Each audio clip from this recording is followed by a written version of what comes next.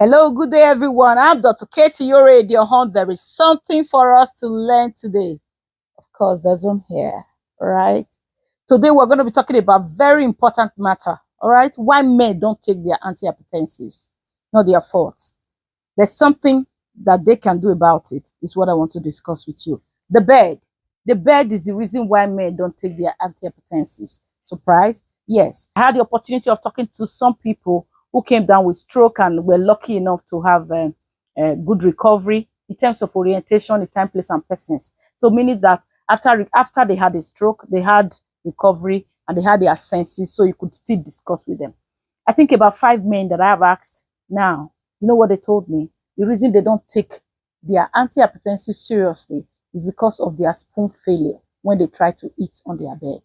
I hope you understand that. They have a pump failure anytime they are eating on their bed. So that is why I came up with the topic. The reason why men don't take their antihypertensives is because of the bed. I have come because there's something for you to learn.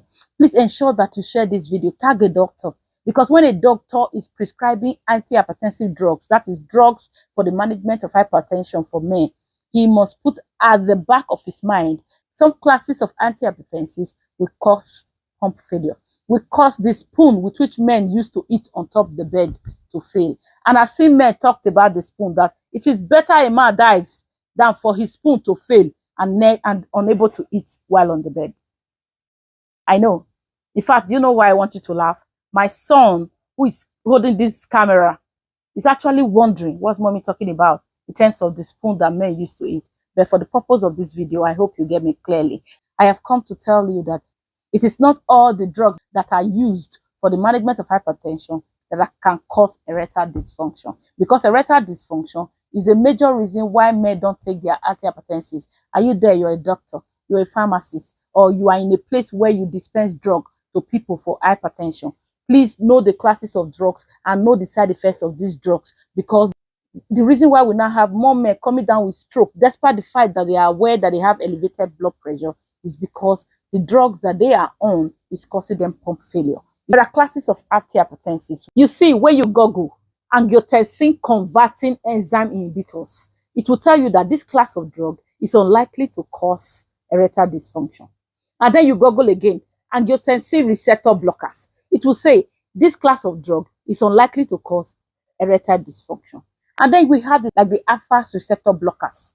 Okay, I am not giving you examples because the purpose of this lecture is not for self-medication, but for your doctors. They should know that there are drugs they can give you safely that will not cause you erectile dysfunction, so that you don't run away from your drugs because you are not able to eat with your spoon while you are eating together with your wife on the bed, and therefore run away from your antihypertensives and then come down with stroke. That's why I'm doing this lecture. But when you say such drugs, they will tell you that they will even enhance blood flow to your pump and therefore give you a better performance, unlike some other classes. When you talk about the calcium channel blockers and erectile dysfunction, they will tell you that some researches will tell you that it doesn't really affect erection, while others will say it has significant effect on erection. So for those class of drugs that are not clear of whether it can cause it or not, they are not drugs you should prescribe for a man. You better prescribe them for a woman, because she has got nothing to lose. She has got nothing to do with erectile function.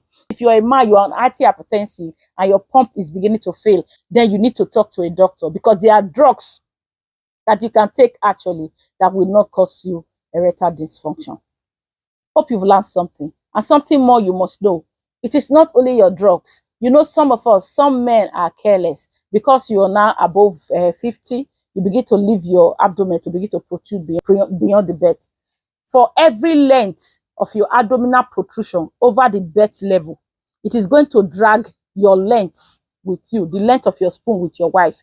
What am I talking about? A man having abdominal protrusion. The longer or the out protruding your abdomen is, the more it fights you. It's like you shooting yourself on your leg.